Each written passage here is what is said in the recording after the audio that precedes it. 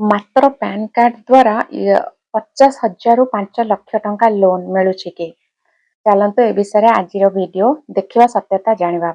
ତ ଇଣ୍ଡିଆରେ ଏବେ ଡିଜିଟାଲ ପର୍ସନାଲ ଲୋନ୍ ବହୁତ ତେଜିରେ ବଢି ଚାଲିଛି। ତ ଏବେ 50,000 ରୁ 5 ଲକ୍ଷ ପର୍ଯ୍ୟନ୍ତ ଲୋନ୍ ଆପଣ ମାନେ ଆପ୍ଲାଏ କରିପାରିବେ। ସେ ବି କେବଳ ପ୍ୟାନ କାର୍ଡ ମାଧ୍ୟମରେ ଏଟା ଷ୍ଟାର୍ଟ ହୁଏ ତାର ପ୍ରୋସେସ। କିନ୍ତୁ ଏବେ ନୂଆ ଅପଡେଟ ଆସିଛି କଣ, ଯେ ଫାର୍ଷ୍ଟ ହଉଛି ଆରବିଆଇ ର ରୁଲ୍ସ ଅଧିକ ଷ୍ଟ୍ରିକ୍ଟ ହେଇଗଲା। ସେକେଣ୍ଡ ହଉଛି ଫୁଲ KYC ଆବଶ୍ୟକ, ମାନେ ମାତ୍ର ପ୍ୟାନ କାର୍ଡ ପର୍ଯ୍ୟାପ୍ତ ନୁହେଁ। ଥର୍ଡ ହେଲା ଲୋନ୍ ଆପ୍ସ ଗୁଡାକୁ କୁହାଯାଇଛି ଯେ ସେମାନଙ୍କୁ ସବୁ ପ୍ରକାରର ଚାର୍ଜେସ୍ କୁ କ୍ଲିୟର କରିକିନା ଦେଖେଇବାକୁ ପଡିବ, ଯୋଉଟା କି ଆଗରୁ ନଥିଲା। ବହୁତ ସାରା ଲୋନ୍ ନେଲା ପରେ ଆପଣ ମାନେ ଚାର୍ଜେସ୍ ବିଷୟରେ ଜାଣିପାରୁଥିଲେ, ତ ଏଟା ଇନଷ୍ଟ୍ରକ୍ସନ ଆସିଛି ଲୋନ୍ ଆପ୍ସ ଗୁଡାକୁ। ଫୋର୍ଥ ହେଲା ଫେକ୍ ଲୋନ୍ ଆପ୍ସ ଗୁଡାକ ଯୋଉ ଅଛି ତା ଉପରେ ବି ବହୁତ ସାରା ଆକ୍ସନ ଏବେ ନିଆ ଚାଲିଛି।